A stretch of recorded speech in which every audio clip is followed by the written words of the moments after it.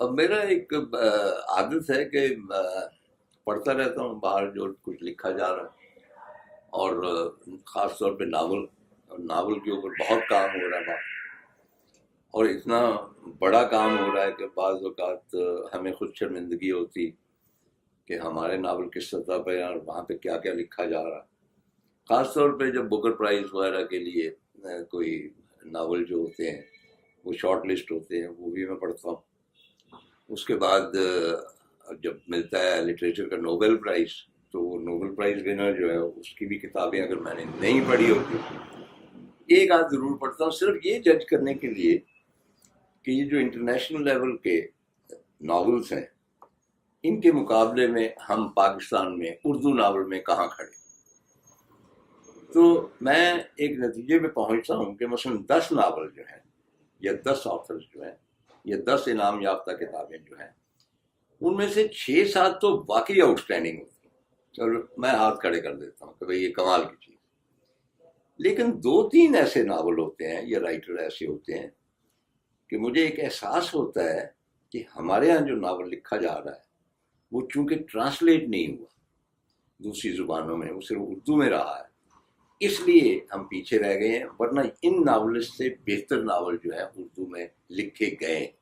تو اے غزال شب جو تھا اس کو دردانہ سمرو صاحب نے چوز کیا، شی لائکڈ اٹ ویری مچ، اور انہوں نے سنگ میل کے تعاون سے اس کو ٹرانسلیٹ کیا۔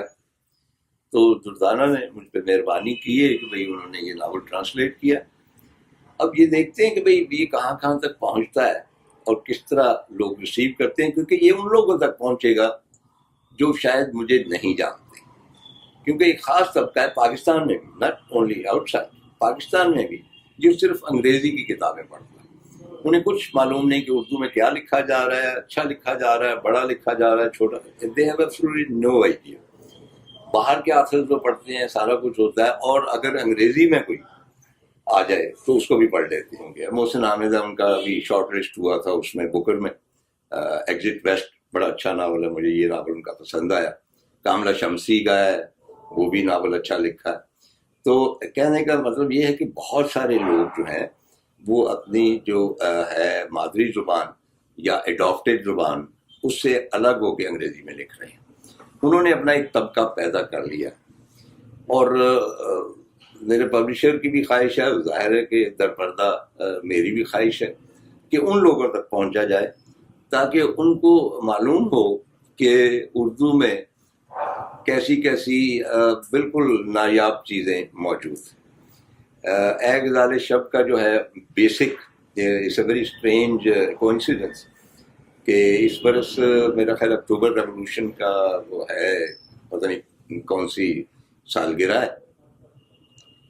اور یہ ناول ہے ہی اس اکتوبر ریولوشن کے نتیجے میں فارم ہونے والے سوویت یونین کی جو امپائر ہے، کمیونسٹ امپائر، اس کے بریک اپ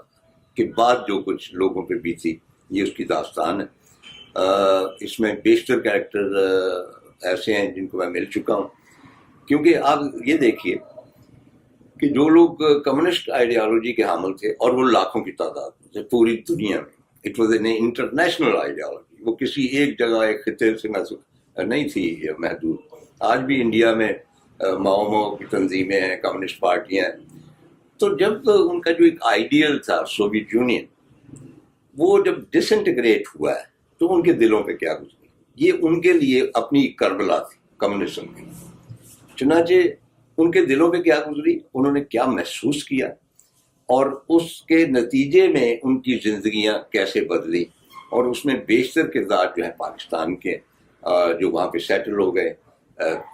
کچھ کردار کوئی برلن میں ہے، کوئی بوداپیسٹ میں ہے، پاکستانی ہیں سارے کے سارے۔ تو ان کا ایک اجتماعی جو دکھ بھی ہے، اور جس طرح وہ اپنے آبائی وطن کی جڑوں سے کٹ گئے اور اب وہ ایک تنہا زندگی گزار رہے ہیں، یہ اس کی داستان بھی ہے۔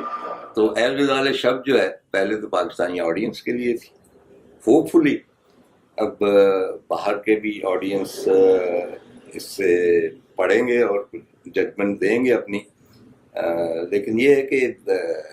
آپ محمد حنیف صاحب نے جو کچھ لکھا ہے فلیپ پہ، اس کو ضرور پڑھ لیجئے گا، وہ خاصا انکریجنگ۔ شکریہ۔